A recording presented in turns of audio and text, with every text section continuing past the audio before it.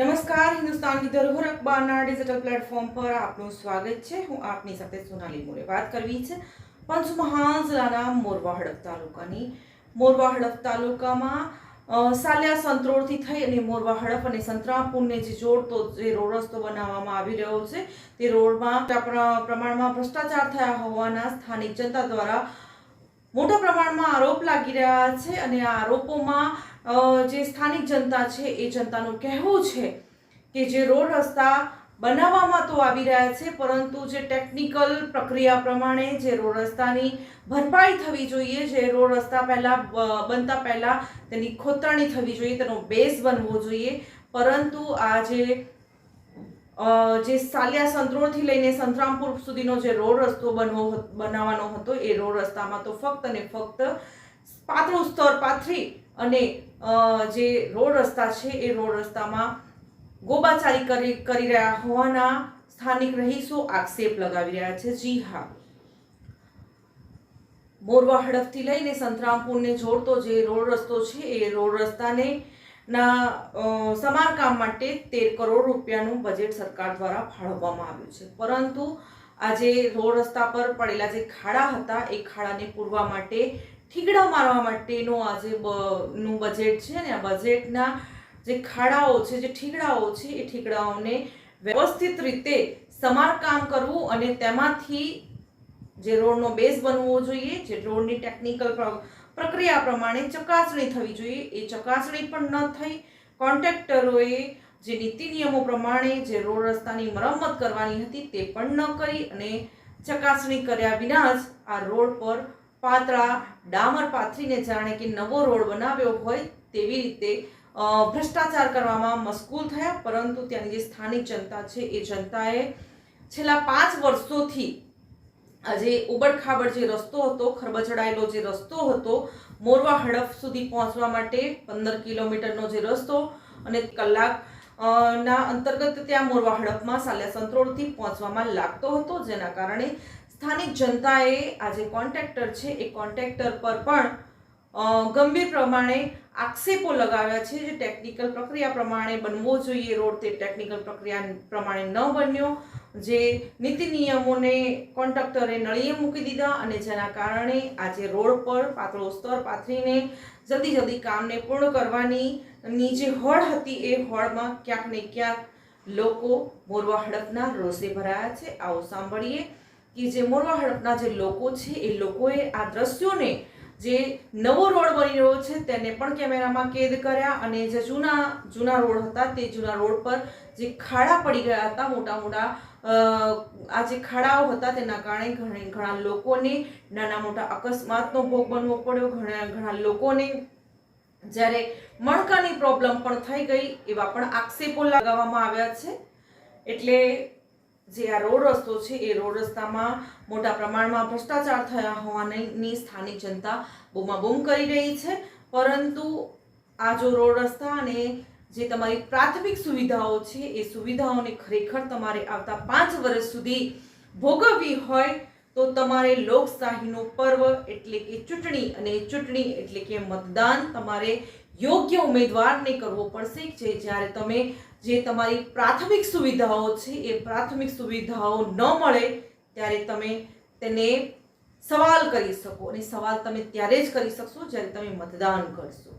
આવો સાંભળીએ જે મોરવા હડફ તાલુકાના સાલિયા સંત્રોડથી લઈ અને જે સંતરામપુરને જોડતો જે રોડ રસ્તો છે એ રોડ રસ્તામાં કયા પ્રકારના ગંભીર ત્યાંની જે સ્થાનિક જનતા છે એ જનતા આક્ષેપ લગાવી રહી છે। સાલિયા સંત્રોડથી સંતરામપુર નગરને જોડતા રોડના ઘોડા ફક્ત જાણે કાગળ પર જ દોડ્યા હોય તેવી ચર્ચાએ મોરવા હડફની જનતામાં અનેકો સવાલ ઊભા કર્યા છે। આ વિકાસ છે કે રોડ રસ્તાના નામે ભ્રષ્ટાચાર છે? મોરવા હડફની જનતા છેલ્લા 5 વર્ષથી ખરબચડાયેલા રોડ પર મુસાફરી કરી રહી હતી, જેમાં રોડના લીધે કેટલાય લોકો નાના મોટા અકસ્માતનો ભોગ બન્યા તો કેટલાય લોકોના કમરના મણકા ઘસાઈ ગયા તો કેટલીક પ્રસૂતા મહિલાઓની અસહનીય પીડા વેઠવાનો વારો આવ્યો હતો। પરંતુ આવા સમયે આ રોડ રસ્તામાં સુધારણા કરવાની સૂઝ ક્યારેક કોઈ અધિકારી કે કોઈ નેતામાં આવી નહીં, પરંતુ સ્થાનિક સ્વરાજની ચૂંટણી સમયે જ રાતોરાત આવી હલકી ગુણવત્તાના કામ બતાવી ને જનતાને પ્રાથમિક સુવિધાઓ પૂરી પાડવાનો લોલીપોપ આપીને મતદારોના મત પર કબજો જમાવવા નીકળ્યા હોય તેવી ચર્ચાઓ પાનના ગલ્લા અને ચાની રેકડીઓ પર થઈ રહી છે।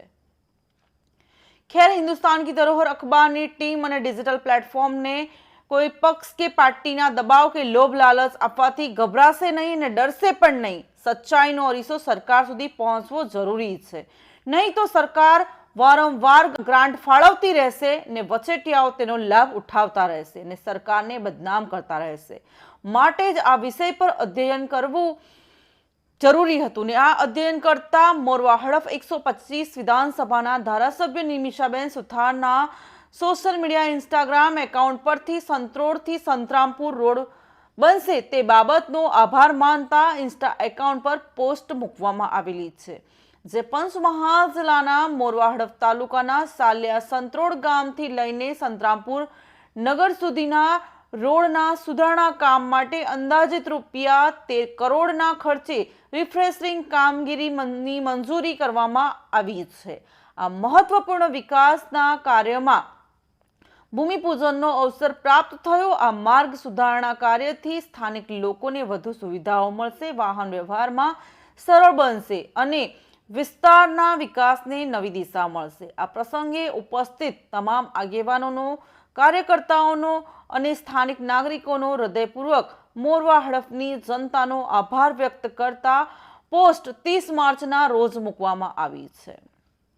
પરંતુ જનતાની ચર્ચા મુજબ સામે સવાલો એવા હતા કે સાલિયા સંત્રોડથી સંતરામપુરને જોડતા રોડ રસ્તાની સુધારણામાં સ્થાનિક સ્વરાજની ચૂંટણી સમયે જ રાતોરાત કેમ બદલાવ આવી રહ્યો છે? સત્તા પક્ષ તો ડબલ એન્જિનની સરકાર છે। 5 વર્ષમાં જો રોડ રસ્તા સારા મળ્યા હોત તો કદાચ જનતા આટલી હેરાન પરેશાન ન થઈ હોત। ફક્ત 15 કિલોમીટરનો જે રસ્તો કાપવો હોય તો પણ એ રસ્તો કાપવામાં 1 કલાકનો સમય લાગી જાય છે અને કમરનો અસહ્ય દુખાવો સહન કરવો પડે છે તે તો અલગ, પરંતુ કહેવત છે ને કે હવે ઊંટ પહાડની નીચે આવ્યો છે। સત્તા પક્ષની જનતાના મત મેળવવા માટેની લાલસા એટલી બધી વધી ગઈ છે કે સ્થાનિક સ્વરાજની ચૂંટણી સમયે 13 કરોડ રૂપિયાનું બજેટ સરકારે જાણે રાતોરાત નક્કી કરીને રોડને થીગડા મારવા માટે ઇલેક્શન સમયે જ કેમ આપ્યું કે પછી આ એક માસ્ટર સ્ટ્રોક સમજી ને ચૂંટણી સમયે જ સારા રોડ રસ્તા આપવાથી મત મેળવવામાં કોઈ મુસીબત ન આવે અને જનતાને ફોસલાવી પટાવીને મત લેવા માટે આ રોડને છેલ્લા 5 વર્ષથી સુધારવામાં નહોતો આવ્યો અને સ્થાનિક સ્વરાજની ચૂંટણી આવતા જ થીગડા મારવાની જગ્યાએ જાણે નબળો રોડ બનાવવામાં આવ્યો હોય એમ પાતળું સ્તર પાથરી અને નવો રોડ બનાવવા માટે મજબૂર થવું પડ્યું છે। માની લઈએ કે આ ચૂંટણી સમયે સારા રોડ આપવા માટે બજેટ આપવામાં નહીં આવ્યું હોય, પરંતુ સ્થાનિક સ્વરાજની ચૂંટણી સમયે પણ આ રોડની બનાવટમાં અનેકો પ્રકારની ગોબાચારી કરવામાં આવી રહી હોવાથી સ્થાનિક લોકોમાં ભારે રોષ જોવા મળ્યો છે। તંત્ર અને કોન્ટ્રાક્ટર વચ્ચે ક્યાંક ને ક્યાંક જાણે ગુપ્ત થઈ અને ભાગ બટાઈના સેટિંગનો ખેલ રમાયો હોય તેવી શંકાઓ હવે ખુલ્લેઆમ જનતામાં ચર્ચાનો વિષય બની છે।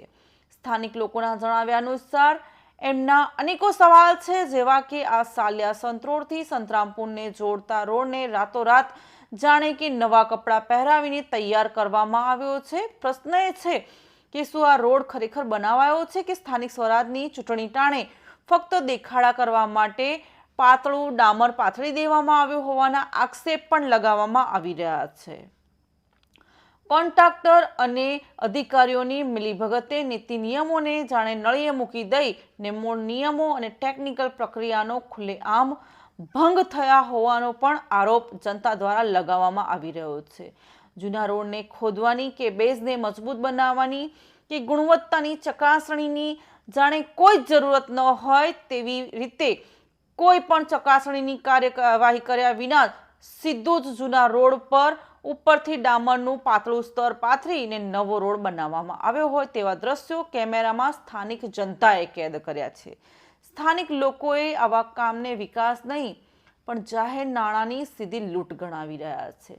સ્થાનિકોમાં ભારે રોષ છે। લોકો કહી રહ્યા છે કે આ રોડ અને અમે સત્તા પક્ષ પર વિશ્વાસ મૂકીને આપેલા ટેક્સ રૂપી નાણાં પહેલા જ વરસાદમાં ધોવાઈને ધૂળ ભેગા થઈ જશે અને ફરી રોડ રસ્તા તૂટશે, ફરીથી નવું ટેન્ડર બહાર આવશે અને ફરીથી ખર્ચ થશે. એટલે કે ભ્રષ્ટાચારની સાયકલ તો આમને આમ ચાલુ જ રહેશે ને કોન્ટ્રાક્ટરોના અને આ ખવદરા અધિકારીઓના પેટના ખાડા પુરાતા રહેશે. આ સમગ્ર મામલો માત્ર હવે બેદરકારી નહીં પરંતુ સંભવિત રીતે ગોઠવાયેલા ભ્રષ્ટાચાર તરફ ઇશારો કરે છે. શું કોન્ટ્રાક્ટર અને અધિકારીઓ વચ્ચે મિલીભગત થઈ છે? શું ચૂંટણી પહેલા ઝટપટ કામ બતાવીને વિકાસના નામે મતદારોને લોલીપોપ આપીને ભ્રમિત કરવાનો પ્રયાસ થઈ રહ્યો છે? રોડ બનતાની સાથે જ ગુણવત્તા ચેક કર્યા વિના જ બિલ પણ પાસ થઈ જશે, જેમાં કોન્ટ્રાક્ટર અધિકારીને પદાધિકારીઓની ભાગબટાઈ પણ થઈ જશે. એવા અનેકો સળગતા સવાલ જનતામાં છે, જે હવે ગામથી લઈને તાલુકા સ્તર સુધી ગુંજી રહ્યા છે. આ રોડ નહીં, આ તો ભ્રષ્ટાચારનો કાળો અને કાચો પુરાવો છે. આવો ગુસ્સો લોકોમાં સ્પષ્ટપણે દેખાઈ રહ્યો છે. લોકો સત્તાપક્ષ, વિપક્ષ અને અપક્ષ પર લોકોનો સત્તાપક્ષ, વિપક્ષ અને અપક્ષના ઉમેદવાર પરથી હવે ભરોસો ઉઠી રહ્યો છે. જો આ મુદ્દે તાત્કાલિક તપાસ નહીં થાય તો આ માત્ર એક રોડનો પ્રશ્ન નહીં રહે પરંતુ સમગ્ર તંત્રની વિશ્વસનીયતા પર પ્રશ્નચિહ્ન ઊભું કરશે. હવે જોવાનું એ છે કે જવાબદાર લોકો સામે કડક કાર્યવાહી થશે કે ફરી એકવાર દીવા તળે અંધારું કરીને બધું જ દબાવી દેવામાં આવશે અને જનતાને અંધારામાં રાખવામાં આવશે. આવનારો સમય જ એ તો બતાવશે. પરંતુ આવનારી જે સ્થાનિક સ્વરાજની ચૂંટણીમાં મતદાન અવશ્ય કરજો. ચૂંટણી એ લોકશાહીનો પર્વ કહેવાય છે. જો આ પર્વમાં તમે ભાગીદારી નથી કરતા, તો તમે મતદાન નથી આપતા, તો ચોક્કસ તમે પોતાની જરૂરિયાતોની સુવિધાઓની માંગણી કરવાના પણ હકદાર નહીં હોવ. જેથી આ લોકશાહીના પર્વમાં મતદાન કરીને એવા ઉમેદવારને પસંદ કરો કે જે આવનારા 5 વર્ષમાં તમારી વચ્ચે ઊભો રહે અને તમારી પ્રાથમિક જરૂરિયાતોથી તમને વંચિત ન રાખે. અને જો તે કામ નહીં કરે તો તેની પાસે તમે હકથી કામોના હિસાબ માંગી શકો. તેવા વ્યક્તિને મતદાન જરૂર કરજો. જો તમે અમારી ચેનલ સાથે નવા છો તો અમારી ચેનલને લાઈક, શેર, સબસ્ક્રાઇબ જરૂર કરજો. નમસ્કાર.